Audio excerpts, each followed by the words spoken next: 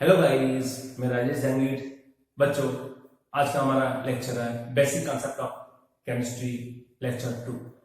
पिछले लेक्चर में हमने केमिस्ट्री क्या होती है, मैटर क्या होता है और उससे रिलेटेड जो है एटम्स, डाल्टन्स एटॉमिक थ्योरी, उसकी हमने स्टडी की थी। वहां पर हमने देखा था कि मैटर का स्मॉलेस्ट पार्टिकल जो है वो एटम कहलाता है। आज के लेक्चर में कुछ डेफिनेशंस एंड मोल के बारे में डिस्कशन करेंगे। तो सबसे पहले डेफिनेशन हम लेते हैं बच्चों, एलिमेंट। एलिमेंट क्या होता है? ऐसे सब्सटेंस जो एक ही टाइप के एटम से मिलकर के बने होते हैं, उन्हें हम एलिमेंट कहते हैं। बच्चों, आपने देखा होगा नेचर के अंदर O2 गैस है। O2 गैस के बारे में बात करते हैं तो केवल oxygen oxygen oxygen atom present होते हैं। N2 गैस के अंदर nitrogen nitrogen nitrogen atom present होते हैं। जिस बेंच पर आप बैठे हो उस बेंच में जो लोहे का फ्रेम है यानी लोहे का पाइप है, वो भी आयरन आयरन एटम का बना हुआ रहता है।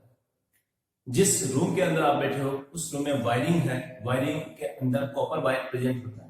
आप देखते हो कि कॉपर वायर यानी कॉपर के एटम्स उसके अंदर प्रेजेंट रहेंगे। ये सारे के सारे एलिमेंट्स हैं।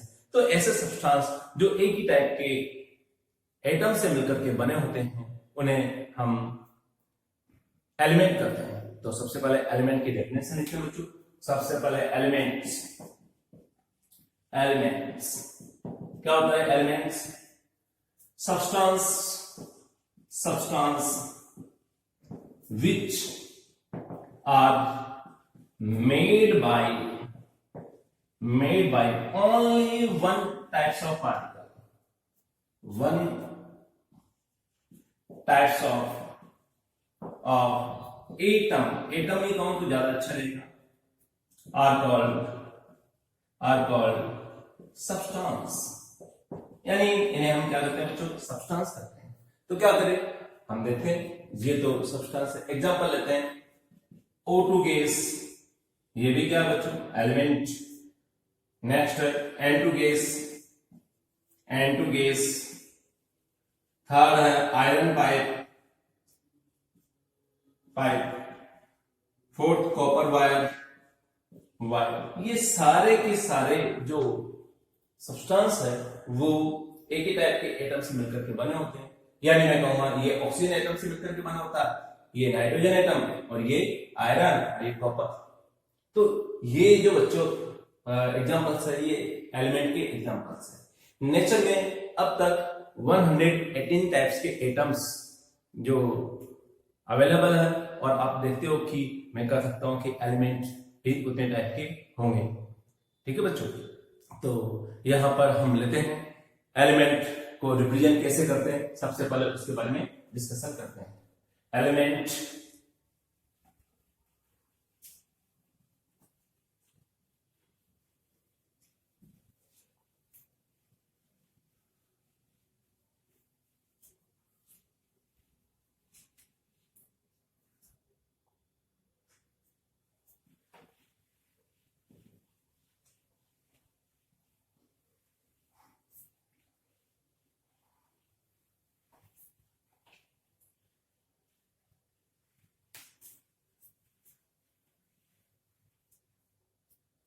एलिमेंट को डिस्क्राइब करेंगे। यहां पर एक्स से इसको रिप्रेजेंट करते हैं। X is the symbol of element. क्या बच्चे? X symbol of element. यहां पर लिखूंगा सिंबल ऑफ एलिमेंट।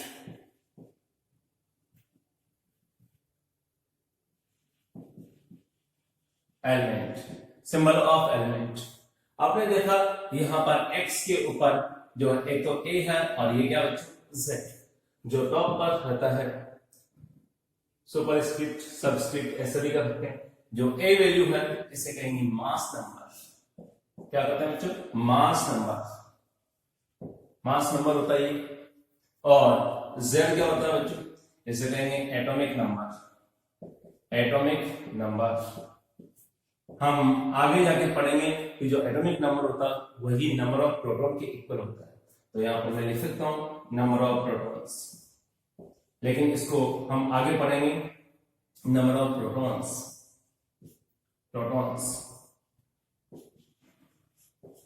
और मास नंबर है ये प्रोटॉन्स प्लस न्यूट्रॉन का सम के इक्वल होता है। तो मैं यहां पर लिख सकता हूं और प्रोटॉन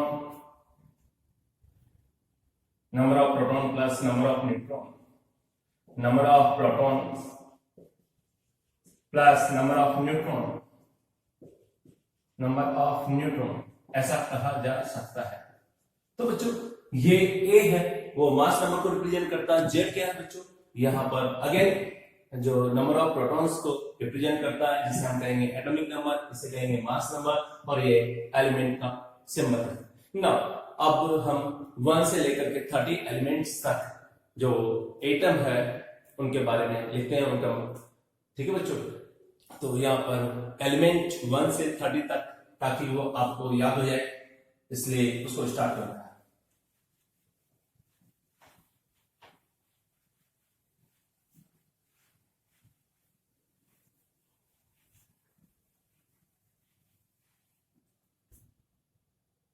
यहां पर बच्चों सबसे पहले एलिमेंट हम लिखेंगे और साथ ही साथ में उनके एटॉमिक नंबर लिखेंगे। एसएन सीरियल नंबर 1 क्या होगा बच्चों, हाइड्रोजन। सेकेंड है आपका helium 4।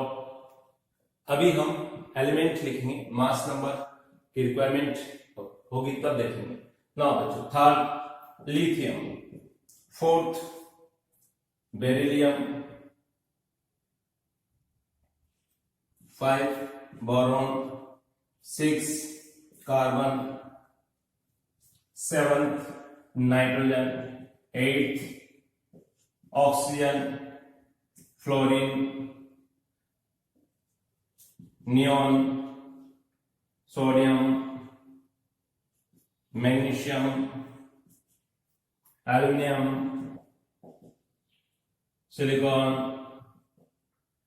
Phosphorus, sulphur, chlorine, organ, potassium, calcium, scandium, titanium, vanadium, chromium. बाद में आपका होगा 24 chromium, manganese, iron, cobalt, nickel, copper and zinc. इस तरह से 30 तक के एलिमेंट हमने देखे। इनका सीक्वेंस और इनकी सिंबल जनरली यूज में लेते हैं, इसलिए हम उनको याद करेंगे। 9, 10, 11, 12, 13, 14, 15, 16, 17, 18, 19, 20, 21, 22, 23, 24, 25, 26, 27, 28, 29 एंड 30। 30 तक के एलिमेंट हमने देखे और ये एलिमेंट जनरली हम यूज में लेंगे बच्चों। तो ये सिंबल है 30 तक के एलिमेंट के, और इनका जो है एटॉमिक नंबर मैंने वो शो किया हुआ, mass number as per requirement हम देखेंगे। तो बच्चों इस तरह से हम एटम या एलिमेंट के जो एटम है उनके सिंबल को हमने यहां पर रिप्रेजेंट किया आपको। नाउ नेक्स्ट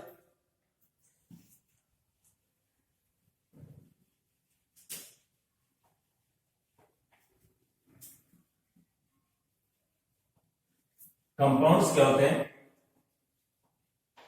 उसके बारे में हम बात करेंगे। Next compound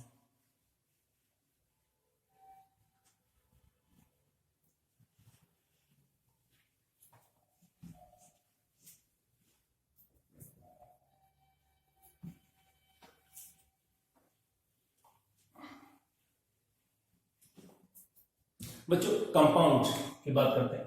compound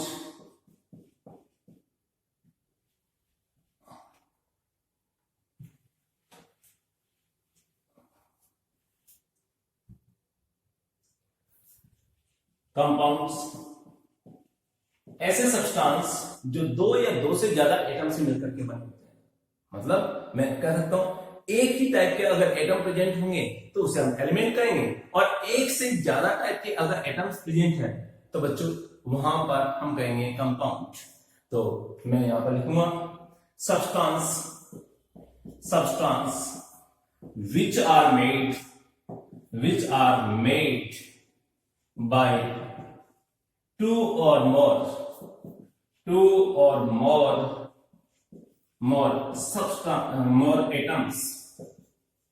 atoms in a particular ratio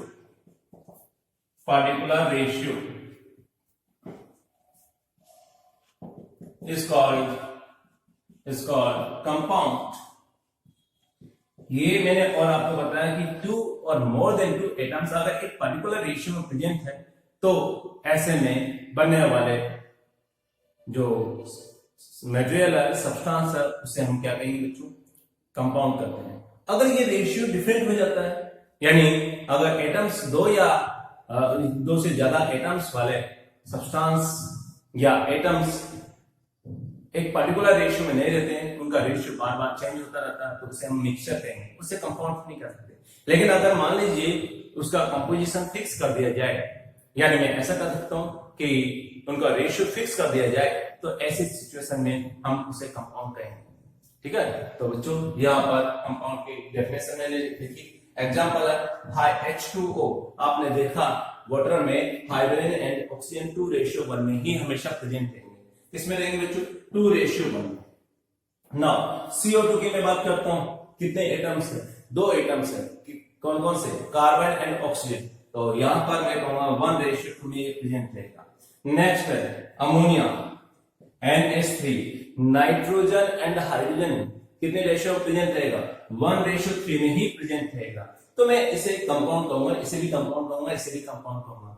बच्चों ये मिक्सचर कभी भी नहीं हो सकता, एक कंपाउंड है। और क्यों है? क्योंकि यहाँ पर 2 और मोर देन 2 टाइप्स के एटम्स प्रेजेंट है, इसलिए इन्हें हम कंपाउंड कहेंगे। नाउ नेक्स्ट मॉलिक्यूल क्या होता है? मॉलिक्यूल किसे कहेंगे बच्चों? This is the cluster of 2 और मोर देन 2 एटम्स। यूनिट, दो या दो से ज्यादा एटम्स का ऐसा क्लस्टर जो कि एक यूनिट की तरह बिहेव करता है, उसे हम मॉलिक्यूल कहते हैं। उसे क्या कहते हैं बच्चों? मॉलिक्यूल। तो मैं यहां पर लिखूंगा क्लस्टर ऑफ 2 और more than 2 atoms which behave as a unit is called molecule। Atoms का, दो या दो से ज्यादा एटम्स का ऐसा क्लस्टर जो कि एक ही यूनिट की तरह बिहेव करता है, उसे हम मॉलिक्यूल कहते हैं। दो तरह के मॉलिक्यूल होते हैं बच्चों, यहाँ पर एक तो एलिमेंटल मॉलिक्यूल और सेकंड है कंपाउंडर मॉलिक्यूल। तो मैं यहाँ पर लिखूंगा एलिमेंटल एंड कंपाउंडर मॉलिक्यूल्स। एक होता है एलिमेंटल और सेकंड है कंपाउंडर। नाम से पता है एलिमेंटल मॉलिक्यूल के अंदर जो है एक ही टाइप के एटम्स प्रेजेंट होंगे, और कंपाउंडर मॉलिक्यूल में एक से ज्यादा टाइप के एटम्स प्रेजेंट होंगे। इस तरह से हम मॉलिक्यूल को 2 पार्ट में डिवाइड कर सकते हैं। तो बच्चों सबसे पहले हम यहाँ पढ़ेंगे एलिमेंटल मॉलिक्यूल की डेफिनेशन लिखेंगे या उसके एग्जांपल लिखते हैं। एलिमेंटल मॉलिक्यूल्स, एलिमेंट भी होते हैं ये और मॉलिक्यूल की फॉर्म में भी रहते हैं। एग्जांपल कौन से होंगे बच्चों? हमने देखा O2, आपने देखा मॉलिक्यूलर है। यस, मॉलिक्यूलर कैसे पता चला? 2 एटम है यहाँ पर और एक क्लस्टर की फॉर्म में रहता है। आपने देखा होगा ऑक्सीजन एटम की नेचर होती है, वो काफी ज्यादा रिएक्टिव होता है, लेकिन O2 है वो एक स्टेबल मॉलिक्यूल की फॉर्म में यहाँ पर प्रेजेंट है। तो यहाँ पर 2 एटम का क्लस्टर है जो कि एक डिफरेंट बिहेवियर शो कर रहे हैं। तो यहाँ O2 एक मॉलिक्यूल की तरह बिहेव करेगा और साथ साथ में ये एलिमेंट भी है। नेक्स्ट है यहाँ पर P4। फोस्फोरस के 4 एटम आपस में मिलकर के एक मॉलिक्यूल बनाते हैं जिसे हम एलिमेंटल मॉलिक्यूल कहते हैं। तो ये ए, ये बी। नेक्स्ट एग्जांपल सी की बात करते हैं बच्चों। आपने देखा S8, S8 क्या है? ये भी आपका जो है एलिमेंटल मॉलिक्यूल है, क्योंकि ये 8 एटम्स है सल्फर के, वो आपस में कंबाइन होकर के एक यूनिट की तरह बिहेव करते हैं। डी आपने देखा O3, अगर 2 ऑक्सीजन के एटम मिलेंगे तो यहाँ पर O2 बनेगा, और अगर 3 ऑक्सीजन के एटम आपस में मिलकर के एक यूनिट की तरह बिहेव करते हैं तो इसे हम क्या कहेंगे बच्चों? ओजोन कहते हैं। डी ई की बात करते हैं। B12, बोरोन के 12 एटम है वो आपस में मिलकर के एक यूनिट की फॉर्म में रहते हैं, B12 यूनिट में रहेंगे। ये सब के सब क्या होंगे? Elemental molecule. मैं कंपाउंडल मॉलिक्यूल की बात करता हूं। कंपाउंडल कंपाउंडल मॉलिक्यूल क्या होंगे बच्चों? हम क्या करते हैं कि ऐसे मॉलिक्यूल जिसमें एक से ज्यादा टाइप के एटम्स प्रेजेंट है। जैसे एग्जांपल सबसे पहले अभी थोड़ी देर पहले कंपाउंड बनाते समय हमने देखा था H2O। आप कह सकते हो यहाँ पर 2 हाइड्रोजन एंड एक ऑक्सीजन मिलकर के एक मॉलिक्यूल बना रहे हैं। H2O लिक्विड स्टेट में होता है, लेकिन अगर हाइड्रोजन की बात करें तो वो गैसीय स्टेट में प्रेजेंट होगा। ऑक्सीजन की बात करें तो वो भी क्या होता है बच्चों? गैसीय स्टेट में। लेकिन H2O है, यानी हाइड्रोजन एंड ऑक्सीजन के जो मिक्सचर या उनके कॉम्बिनेशन से जो बनता है H2O, वो क्या होता है? लिक्विड स्टेट में होता है। यहाँ पर ए एग्जांपल बी की बात करते हैं CO2, कार्बन एंड ऑक्सीजन की मैं बात करूं बच्चों। कार्बन एंड ऑक्सीजन 1:2 में यहाँ पर प्रेजेंट है। आपने देखा कार्बन सॉलिड होता है, ऑक्सीजन गैस होता है, लेकिन दोनों के कॉम्बिनेशन से जो बनता है CO2, वो क्या होता है बच्चों? यहाँ पर गैसेस स्टेट में प्रेजेंट होता है। नेक्स्ट सी की बात करते हैं। कार्बन, हाइड्रोजन एंड ऑक्सीजन से मिलकर के जो बच्चों यहाँ पर 6 कार्बन के एटम्स, हाइड्रोजन के 12, ऑक्सीजन के 6, ये आपस में मिलकर के क्लब होकर के एक यूनिट की तरह बिहेव करती है, या एक यूनिट की तरह बिहेव करेंगे। और आपको पता है ये ग्लूकोज जब मीठा मीठा होता है, ठीक है बच्चों, तो ग्लूकोज डी आपने पिया होगा, तो उसी के अंदर ये ग्लूकोज प्रेजेंट रहता है, क्विक एनर्जी का सोर्स होता है। ठीक है बच्चों, इसकी प्रॉपर्टीज अलग होती है। कार्बन बिल्कुल मीठा नहीं होता, हाइड्रोजन मीठी नहीं होती है। अगर हाइड्रोजन को टेस्ट करोगे, ऑक्सीजन को टेस्ट करोगे, तो आप कहोगे टेस्टलेस है, कार्बन मीठा नहीं होता है, लेकिन ये मीठा होता है, यानी इसकी नेचर चेंज हो गई है। तो क्या है? कंपाउंडल मॉलिक्यूल। देखिए अगर मैं बात करता हूं बच्चों, डी यहाँ पर आप ले सकते हो HNO3, hydrogen, nitrogen and oxygen 1:3 में अगर ये मिक्स होते हैं तो आपको बच्चों यहाँ पर एक मॉलिक्यूल मिलता है नाइट्रिक एसिड। नाइट्रिक एसिड काफी खतरनाक एसिड होता है, ठीक है बच्चों। तो ये हम कह सकते हैं ये भी एक मॉलिक्यूल की तरह बिहेव करता है। नाउ नेक्स्ट आगे हम लेते हैं बच्चों एटॉमिसिटी। एटॉमिसिटी क्या होती है उसके बारे में डिस्कस करेंगे।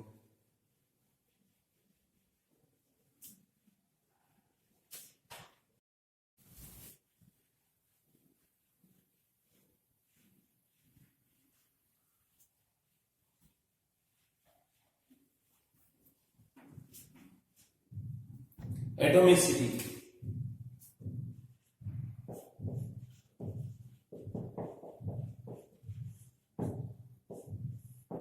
एटॉमिसिटी क्या होती है बच्चों? Number of atoms present in a molecule is called atomicity. किसी भी मॉलिक्यूल के अंदर कितने एटम्स प्रेजेंट है उसे हम एटॉमिसिटी कहते हैं। तो यहां पर लिखूंगा number of atoms, number of atoms present in a molecule, present in a molecule is called atomicity, is called atomicity। क्या कहेंगे बच्चों? इसे एटॉमिसिटी कहते हैं। चलो एग्जांपल लेते हैं बच्चों, एटॉमिसिटी क्या है। एग्जांपल यहां पर मैं लिखूंगा मॉलिक्यूल्स एंड एटॉमिसिटी, कितने एटम्स उसके अंदर प्रेजेंट है। सबसे पहले हम बात करेंगे बच्चों यहाँ पर मॉलिक्यूल्स में ए O2। आपने देखा O2 के अंदर कितने एटम्स प्रेजेंट है? 2 एटम्स। यहाँ पर 2 एटम्स है, ये वाला, इसलिए एटॉमिसिटी क्या होगी 2 होगी। ना सी की बी एग्जांपल हमने देखा, बी में O3 एटॉमिसिटी क्या होगी बच्चों 3 होगी। आपने S8 देखा, S8 में 8 एटम्स प्रेजेंट होंगे। डी एग्जांपल में P4 आपने देखा 4 यहां पर एटॉमिसिटी होगी। तो इस तरह से हम कह सकते हैं O2 के अंदर 2 एटम है, O3 के अंदर आप कह सकते हो 3 एटम है, S8 के अंदर 8 एटम है, P4 के अंदर 4 एटम है। ये इसकी एटॉमिसिटी है। और एग्जांपल लेते हैं बच्चों, यहां पर मॉलिक्यूल्स एंड अगेन यहां पर एटॉमिसिटी,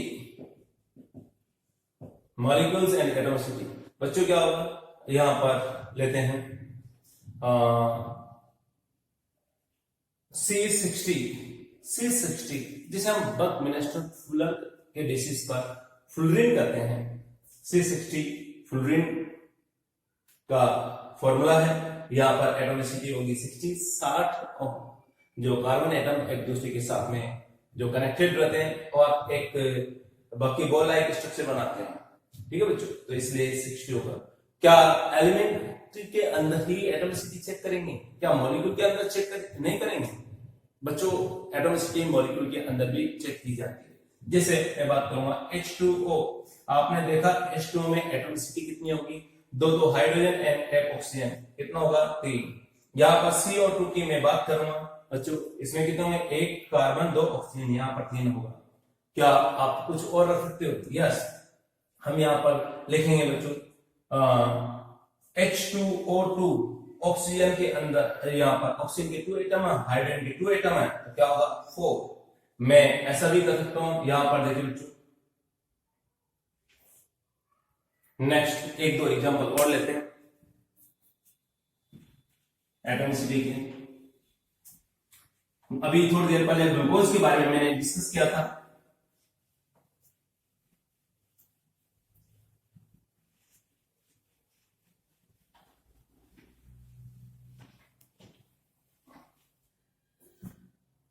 ग्लूकोज बच्चों, ग्लूकोज फॉर्मूला होगा C6H12O6 है। अगर हम इसकी एटॉमिसिटी देखें तो क्या होगा, एटॉमिसिटी आप देख सकते हैं यहाँ पर कार्बन कितने बच्चों 6 है, हाइड्रोजन 12 है, ऑक्सीजन 6 है, 6 6 12 12 एंड 12 24, ये इसकी एटॉमिसिटी होगी। लेकिन अगर मैं बोलूं कि कार्बन के रेस्पेक्ट में एटॉमिसिटी कितनी है, तो कार्बन के रेस्पेक्ट में एटॉमिसिटी 6 होगी। हाइड्रोजन के रेस्पेक्ट में एटॉमिसिटी कितनी होगी बच्चों, हाइड्रोजन के रेस्पेक्ट में एटॉमिसिटी 12 होगी, एंड ऑक्सीजन के रेस्पेक्ट में एटॉमिसिटी कितनी होगी 6 होगी। ये सारे के सारे टर्म मॉल कॉन्सेप्ट में हम आगे यूज करेंगे।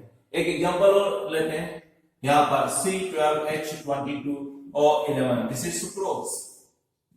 सुक्रोज जिसे हम शक्कर भी करते हैं, मोस्टली यहाँ पर सुबह सुबह चाय पीते हो तो उसके अंदर ये मिलाते हैं। तो आपने देखा यहाँ पर एटॉमिसिटी कितना होगा बेटा 12 22 एंड 11, इसका मतलब 12 प्लस 22 प्लस 11 टोटल एटॉमिसिटी की बात करें, ऐड करोगे तो बच्चों यहाँ पर आपका होगा 45। लेकिन अगर कार्बन के रेस्पेक्ट में एटॉमिसिटी की बात करेंगे तो क्या होगा बच्चों 12, हाइड्रोजन के रेस्पेक्ट में 22, ऑक्सीजन के रेस्पेक्ट में 11 एटॉमिसिटी होती है। ये सारे के सारे टर्म आगे मॉल कॉन्सेप्ट में हम यूज में लेंगे बच्चों। अगले लेक्चर में हम मॉल स्टार्ट करेंगे। मॉल एक काफी इंपॉर्टेंट टॉपिक है और पूरी की पूरी ऑर्गेनिक केमिस्ट्री के अंदर, वो चाहे वो ऑर्गेनिक हो, चाहे फिजिकल हो, चाहे यहाँ पर इनऑर्गेनिक हो, उन सब में मॉल का यूज होता है। काफी इंपॉर्टेंट कॉन्सेप्ट है। अगले लेक्चर में हम मॉल कॉन्सेप्ट की स्टडी करेंगे। Thank you.